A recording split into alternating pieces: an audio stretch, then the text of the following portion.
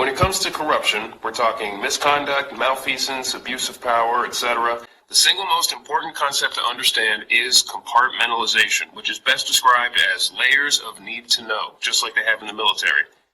Within an organization or agency or group or network of any kind, the people above you may be keeping some information from you so that you only have part of the truth, or they could be giving you some truth mixed in with some lies, or they could be lying to you completely.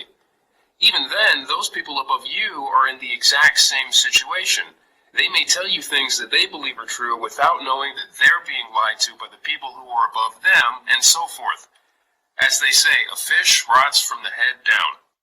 This describes top-down compartmentalization from the leadership level down to the ground level, but there is also lateral compartmentalization where there's lying and withholding and invisible lines between individuals regardless of their place in the pecking order. Last but not least is willful ignorance, where someone with authority can tell the people underneath them that they don't want to know any details about what's going on so that they can maintain plausible deniability. All three of these types of compartmentalization can work in tandem with each other. In this way, lies can pass from person to person across all levels like a virus without each person knowing that they're infected with those lies. In a corrupt structure, the number of people who know the whole truth is usually kept to a minimum. Compartmentalization allows for a whole spectrum of different archetypes or types of people that maintain the corrupt structure. The spectrum goes from unwitting participants that are not necessarily corrupt themselves all the way to those who are the most corrupt and have the worst intentions. We can call this the spectrum of corruption, and the types of people at each band of the spectrum can be called corruptoids. The first band of the spectrum is manipulation. These are people who simply do not know what is really going on because they're being lied to and or used. They may be good, honest people or not, but by definition, they are not part of the inner circle. They are the outer circle. They may believe that they're in the know simply because they're part of the organization, but they're being misled or misled, which makes them a perfect first line of defense for the corrupt structure. When we're talking truth versus lies, the manipulated are like a human moat. For example, if someone outside the organization makes an accusation against the organization that is actually true, the manipulated can deny it with full confidence because they actually believe what they're saying. Oh, trust me, there's no corruption here. If there was, I would know about it. The second band of the spectrum is loyalty. This is where people are unwilling to speak up or act against their colleagues to varying degrees and for a few different reasons. Some are loyal to their colleagues on a personal level, some are loyal to the organization as a whole, some are loyal to their own paychecks, and some are simply under the influence of social pressure and don't want to be the one to rock the boat and cause trouble. Some have knowledge of corrupt activity within the organization but just don't say anything about it, while others don't want to know and choose to turn a blind eye. Within the organization, loyalty creates a bridge between those who have dirty hands and those who do not. However, it's important to understand that some loyalists are willing to keep heavier secrets than others, and some have a breaking point past which they will no longer keep secrets. In some cases, people can be coerced into maintaining loyalty. Next is bribery, the third band of the spectrum and the first form of coercion. These are people who are willing to participate in the corrupt activity in exchange for payment of some kind, whether it's money, favors, goods and services, illicit sex, vices, or whatever. These can be people who have some authority within the organization, as well as ground-level people who are aware of the corrupt activity. Essentially, they are selling their power, their resources, their access, their influence, or, at the ground level, their silence. Their cooperation is for sale. Then we have extortion. These are people that are being forced to participate in corrupt activity by way of threats of any kind, whether it's a threat to destroy someone's social or personal life, a threat to destroy their livelihood, or a threat of violence. At extremes, this can include threats against the person's loved ones. These people have been sent a strong message: play ball or else. Fifth on the spectrum is blackmail. This is one of the most powerful forms of coercion. These are people who have secrets of their own, while proof or evidence of those secrets is in the hands of someone else. These secrets can range from embarrassing to illegal.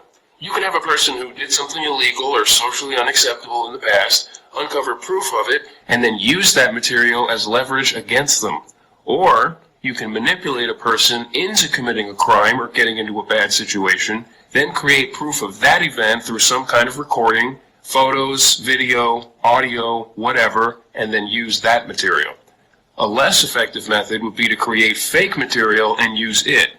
In essence, to possess legitimate blackmail material on a person is to possess a part of that person that can be used to destroy the rest of that person. Also, systemic blackmail can be used within sophisticated criminal groups as a means of initiation and security so that every member of the criminal group is forced to maintain loyalty.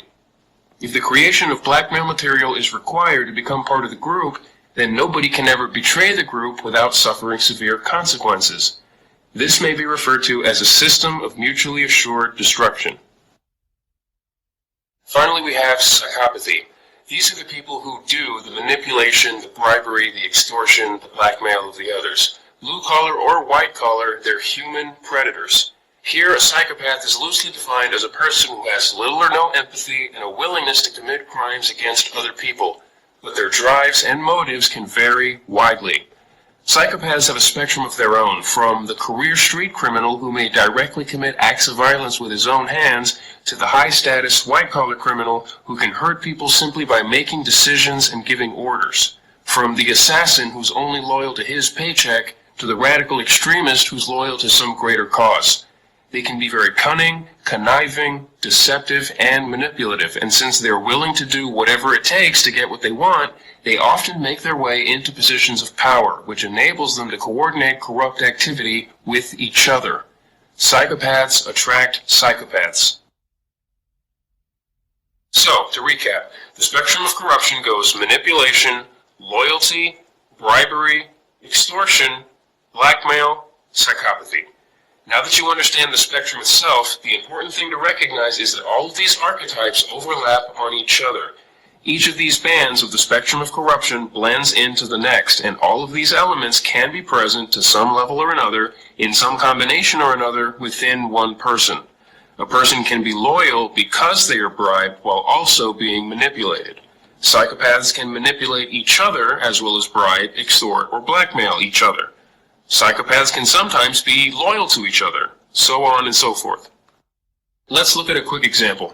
Here you have 3 ground-level people who are totally in the dark about the corrupt activity going on above them, so they're being manipulated and are also loyal. There's one more ground-level person who knows things the others don't, but we'll come back to that. The next level up, everyone knows part of the truth about what's going on in the organization, so they know more than the people below them, but they're also being manipulated and are also loyal. Above them are 2 people who are loyal and are being bribed, but one of them knows the whole truth about what's going on and the other one doesn't, which puts a divide between them. Maybe one of them has more of a conscience than the other, and so is not trusted with all of the secrets. Whether they're morally okay with the corrupt activity or not, what they have in common is the fact that their extra paychecks are good enough to keep them quiet and compliant. Now, the person that knows the whole truth just so happens to be personally friends with someone on the ground level, and through their relationship, some information about the corrupt activity is divulged to the person on the ground. This gives the upper level person an extra pair of eyes and ears that can be used to advantage.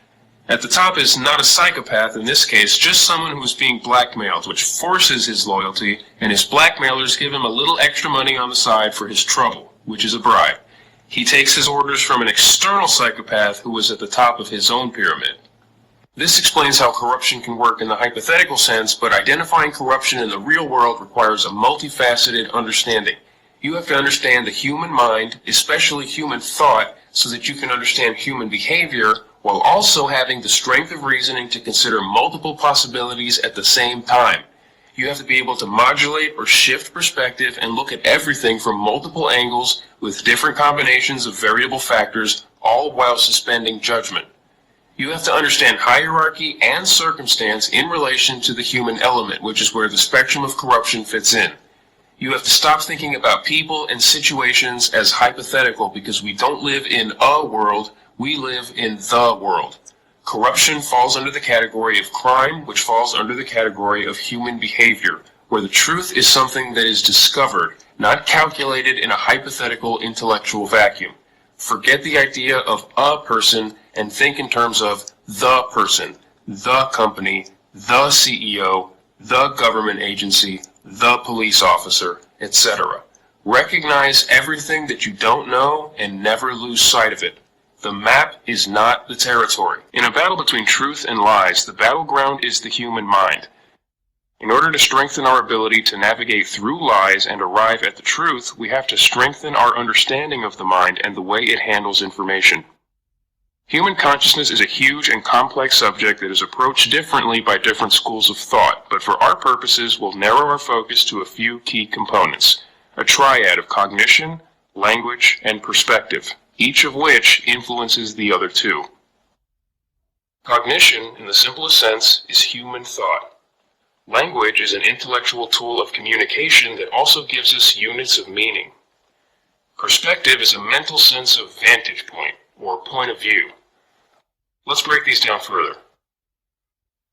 Unfortunately, human cognition is not perfect and is vulnerable to all sorts of influence. Cognitive dissonance can be described as a psychological sense of unease or tension that is experienced when two or more contrary ideas or pieces of information are held in mind at the same time. Now, dissonance is the opposite of consonance. Things that are dissonant clash with each other, while things that are consonant mesh or agree with each other. A simple analogy can be found in music. Musical notes that work together are consonant, and this is how harmony is formed.